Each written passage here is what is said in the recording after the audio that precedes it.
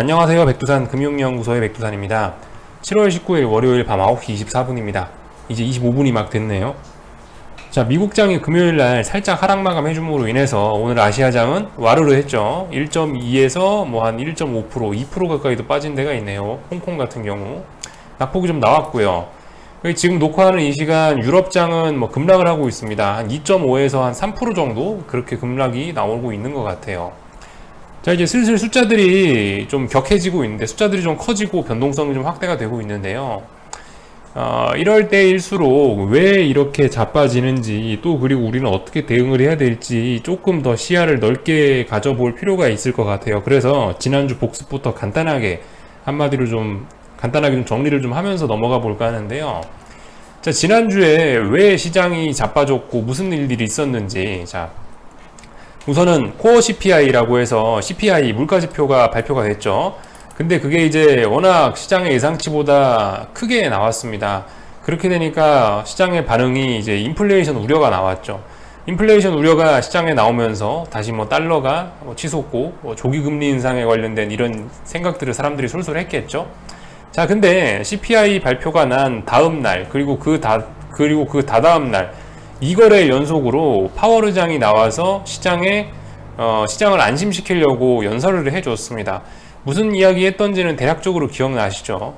뭐 인플레이션은 일시적이다, 그런 이야기들 하고, 또 하나 생각나는 거는 MBS 매입, 우리가 MBS 매입을 해주고 있는데 최근에 부동산 가격이 상승하는 것은 MBS 매입하고는 아무 관련이 없다, 뭐 대략적으로 이런 이야기들을 했던 거로 기억을 합니다.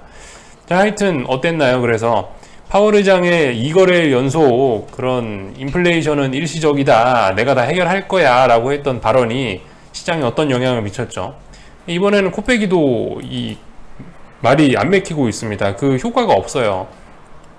약간 뭐 그 사람들이 실망을 했다고 할까? 일단 뭐 그래서 미국 주식시장도 좀 하락이 나오고 있는 상태고, 그 영향으로 아시아장이나 유럽장은 더 박살나고 있죠. 미국이 대장이었는데 0.7%, 0.8% 정도 박살 난다면 아시아가 1, 2% 정도 빠지고 뭐 유럽이 3% 빠지는 거는 매우 자연스러운 일이라고 볼 수가 있을 것 같습니다.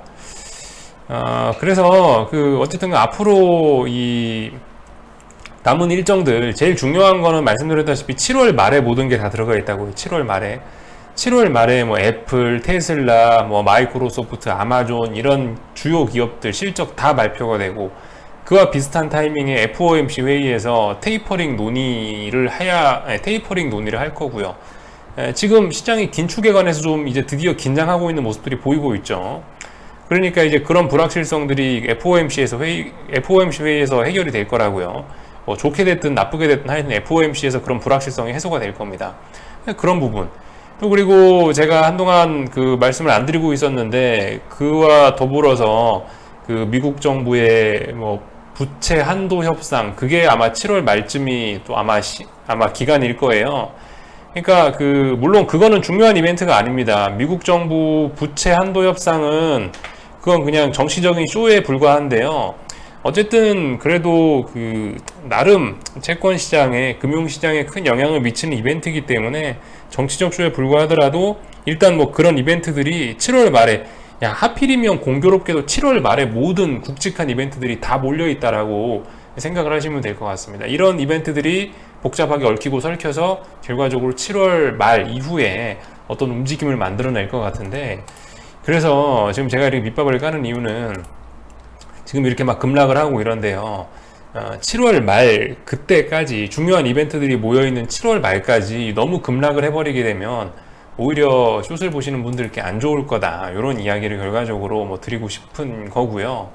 어쨌든 이제 7월 말까지 한 2주가 조금 안 되게 좀 남았는데요. 한 10거래일이 아니죠. 한 7거래일, 8거래일 요 정도 남은 것 같은데, 이제 아무튼 그 중에 하루가 지나갔고요.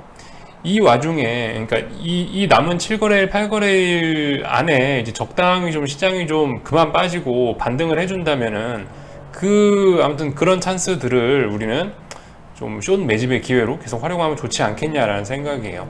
어차피 지금 이런 자리에서 지금 막 급락이 나오고 있는데, FOMC라든가 그런 7월 말까지 해서 계속 급락 나와버리잖아요. 그러면 어차피 또 다시 제가 생각하는 그런 큰 홈런을 치는 그 만루 홈런을 칠 수 있는 그런 숏의 기회는 오히려 그 이벤트 전에 급락을 해버리면은 많이 사라질 가능성이 높거든요.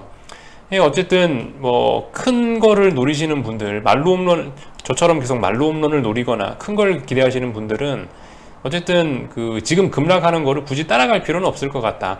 다른 생각하시는 분들은 뭐 나는 뭐 단타하고 싶다 이러신 분들은 알아서 하시는 건데, 저처럼 뭐 목표치를 크게 갖고 큰 꿈을 가지고 계신 분들은 어차피 지금 여기서 급락해봐야, 급락하면은 제가 생각하는 그런 대규모 그런 큰 목표치가 안 나올 가능성이 높으니까 이래저래 안 사도 괜찮을 거고, 반등이 올라온다라고 한다면은 그런 자리에서, 그죠? 그런 자리에서 우리가 좀 많이 뭔가 좀 하면 되지 않을까 싶습니다. 그러니까 어쨌든 지금 하락하는 거는 굳이 하락하는 날은 우리가 뭔가를 할 건 없을 것 같다라는 생각입니다. 계속. 하여튼 다만 이제 오늘 밤에 저는 적당히 그래도 뭐 유럽도 그렇고 적당히 뭐 어느 정도 덜 빠지거나 뭐 하락이 좀 멈춰주는 이런 모습이 나올 거를 좀 기대를 하긴 했는데 생각보다 좀 많이 빠지고 있어요. 이렇다면 일단 내일 한국은 또다시 개파락 출발하긴 하겠죠. 아마 여기서 한국이 내일도 개파락 출발해서 낙폭이 좀 제법 나온다면 월요일 화요일 날에 아마 여기까지 빠지면 이제 436짜리는 굉장한 저항이 되지 않겠습니까? 그죠? 이제 그렇게 이제 사실상 내일도 빠진다라고 한다면은 436이 하나의 꼭지점이 됐음을 거의 인정해야 되지 않나라는 생각이 들고요. 이젠 추세선 요런 식으로 이제 하나 세팅을 해가지고 선이 잘 안 그어지네요.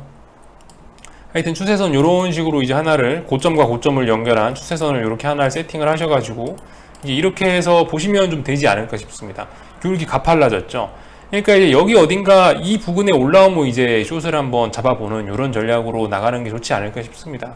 뭐 여기 대일지, 여기 다시 이까지 반등할지 안 할지 모르겠지만 하여튼 뭐 반등이 나온다라고 한다면, 반등이 나왔을 때 숏을 잡는다라고 한다면은 이런 자리까지 올라와서 잡아보는 게 어떻겠냐라는 생각을 해보고 있습니다. 하여튼 오늘 430을 갭으로 뭉개면서 깨버렸고요. 결과적으로 종일 낙폭을 회복하지는 못하고 이렇게 마감이 됐습니다. 볼린저 밴드 하단선에 지금 터치를 했는데 내일도 개파락 출발하면 볼린저 밴드를 또 째고 나가버리는 꼴이 되겠네요. 그죠? 하여튼 제가 생각하는 그런 큰 시세가 나오기 위해서는 이 볼린저 밴드를 막 이런 식으로 무리하게 굳이 째고 나갈 필요는 없을 것 같고, 적당한 때에 좀 반등하는 게, 하여튼 제가 원하는 시나리오대로 가려면 적당한 때 반등하는 게 필요할 것 같다라는 생각은 듭니다. 하여튼 오늘 그래서 아무것도 안 했고요. 혹시나 반등을 하나 싶어서 중간중간 쳐다는 봤는데 하루 종일 낙폭을 회복하지 못하더라고요. 그래서 오늘 시원하게 하루 놀았고요. 사실 뭐 계속 놀고 있습니다. 지난주에 여기 양봉 올라올 때 좀 많이 네, 이때로 어쨌든 양봉 올라오고 상승하는 날에는 일단 전부 다 사긴 샀어요. 하락하는 날은 무조건 안 샀고 상승하는 날이면 일단 다 샀습니다. 그렇게 해서 대응을 해놓고 지금 일단 아무튼 추가로 더 매집을 하기 위해서 기다리고 있는 이런 단계입니다. 코스피 이야기를 했고요.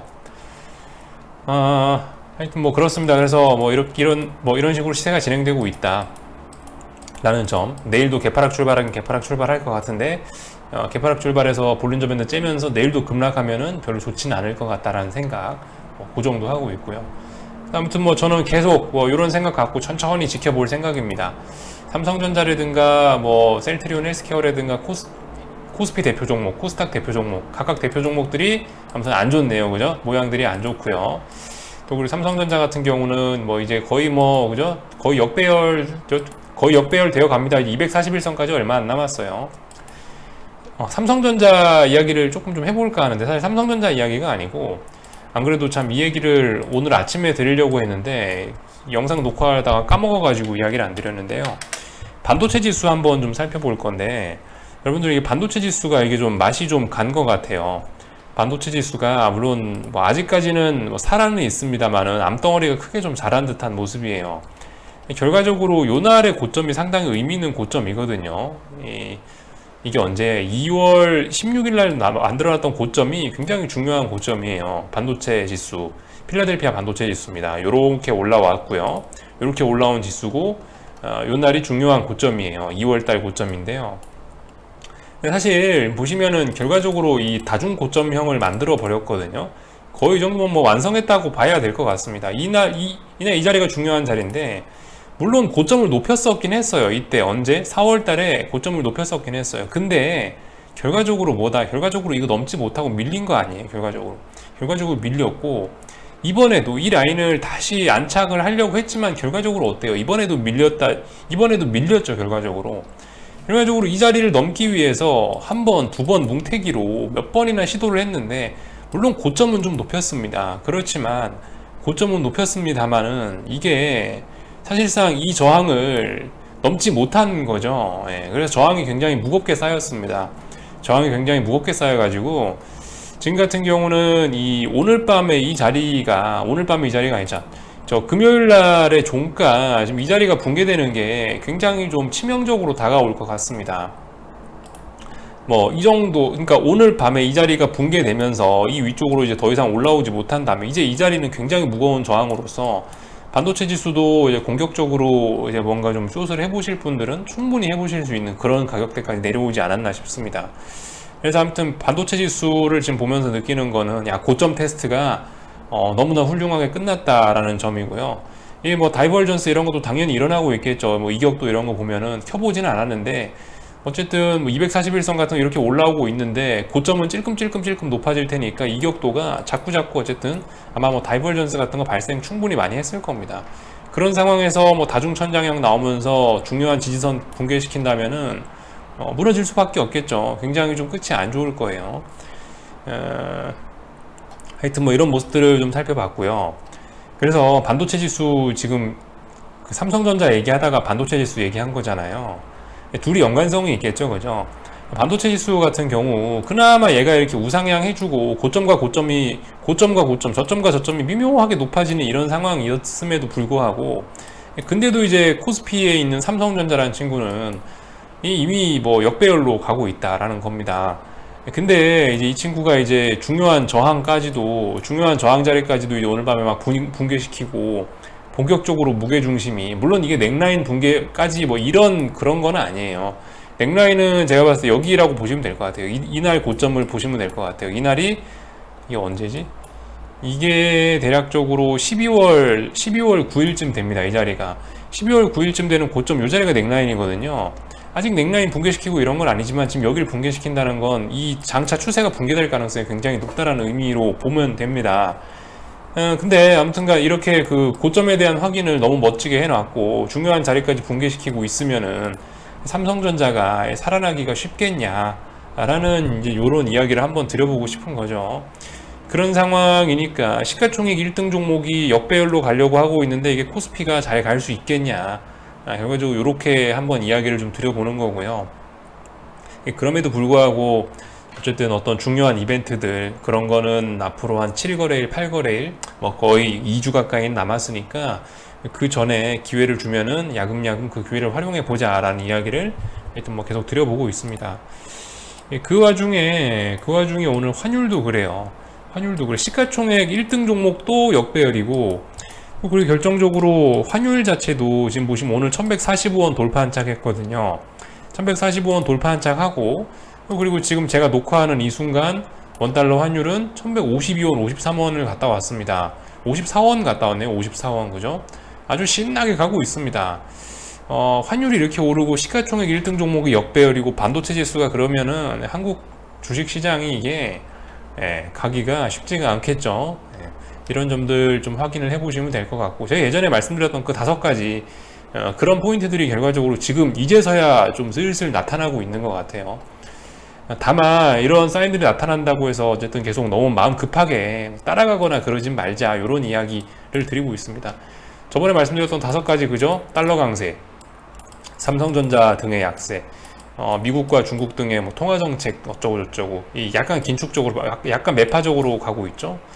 또 그리고 뭐 비트코인이라든가 이런 친구들, 또 그 한국 공매도 시작한 거, 이러한 점들이 그 주식시장 상방을 제한시키고 하방으로 갈 만한 포텐셜을, 하방으로 갈 만한 그런 재료가 될 수 있다, 이런 이야기 드렸는데, 이런 점들이 결과적으로 지금에서야 슬슬 나타나고 있네요.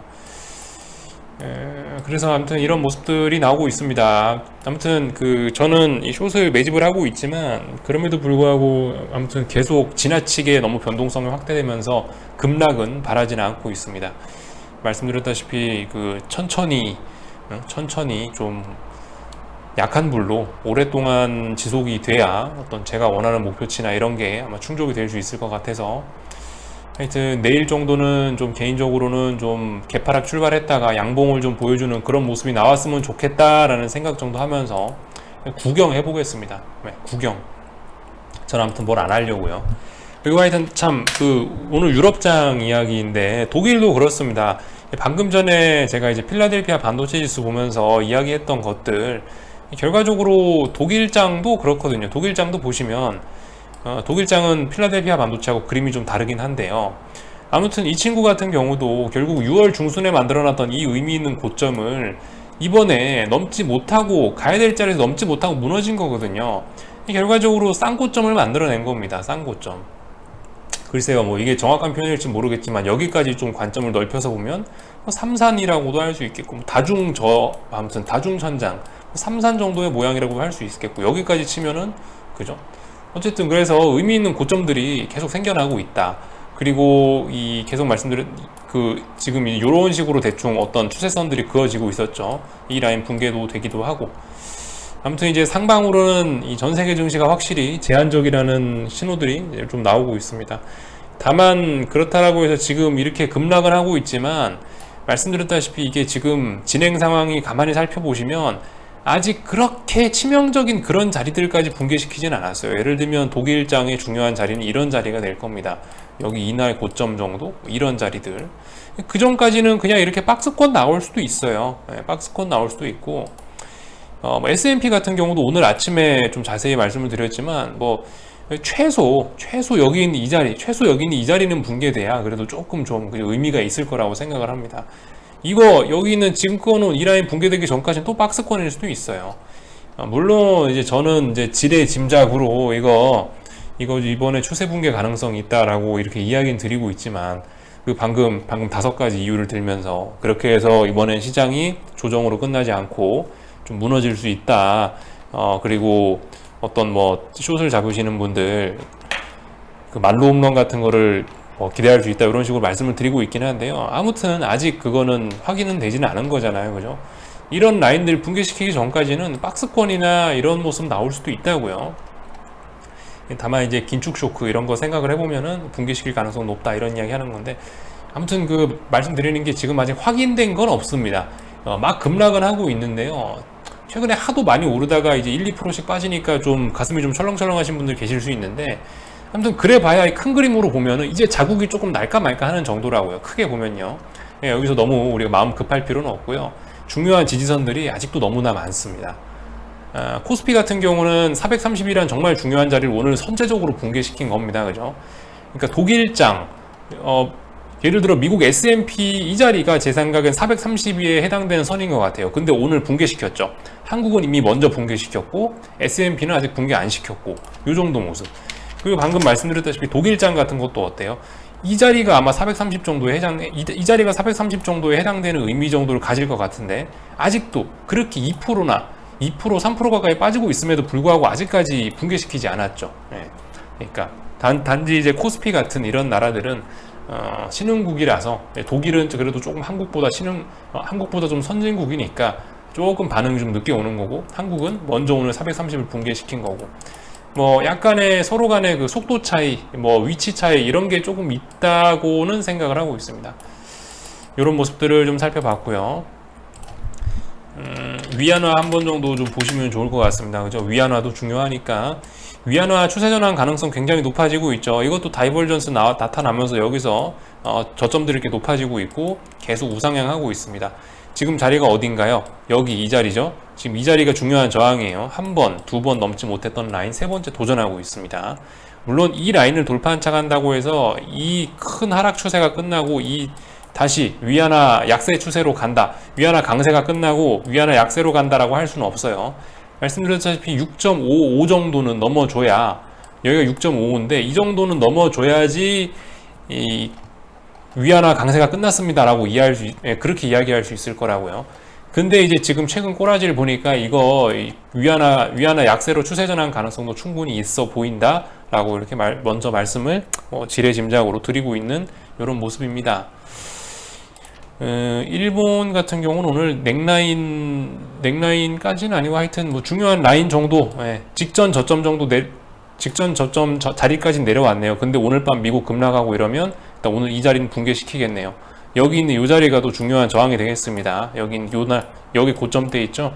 이 자리가 중요한 어떤 지지선이 또 되긴 될 거예요. 하여튼 서로 속도와 위치 조금씩 다르지만 슬슬슬슬 아무튼 다들 단기 하락 추세 정도는 만들어지고 있고, 단기 하락 추세가 한국 같은 경우 조금 가파라지려고 하고 있다. 이런 점들 정도 보시면 될 것 같습니다. 그래서 위안화, 뭐 일본 증시, 한국 증시, 뭐 중국, 독일 뭐 대충 살펴봤고요. 하여튼 개인적으로는 좀 천천히 갔으면 좋겠는데 오늘 변동성이 막 또 날아가고 있네요. 하여튼 한 달 동안 지켰던 자리 또 이렇게 박스권일지 어쩔지 잘 모르겠습니다. 하여튼 변동성 여기서 너무나 많이 이 정도 올라오는 것까지는 그래도 괜찮아요. 근데 여기서 너무 갑자기 이틀 3일 4일 연속으로 30% 40% 이렇게 뛰는 거는, 이런 건 좀 별로 바람직하진 않을 것 같습니다. 오늘 뭐 이 정도 변동성 튀는 거는 뭐 괜찮다라고 생각합니다. 아침에 말씀드렸죠. 아침에 영상 참고하시면 아침 영상 참고하시면 될 것 같고, 비트코인도 빠지고 있고. 자, 하여튼 뭐 저의 생각은 그겁니다. 2주 정도, 한 1주 반 이 정도 남았는데 그 사이에 너무 급락만 하지 마라, 뭐 이 정도 생각을 가지고 일단 지켜보고 있습니다. 이 정도 이야기까지 드리고 마칠게요. 궁금한 거는 리플 남겨주시고요. 또 내일 아침에 뵙도록 하겠습니다. 여기서 마치도록 하겠습니다.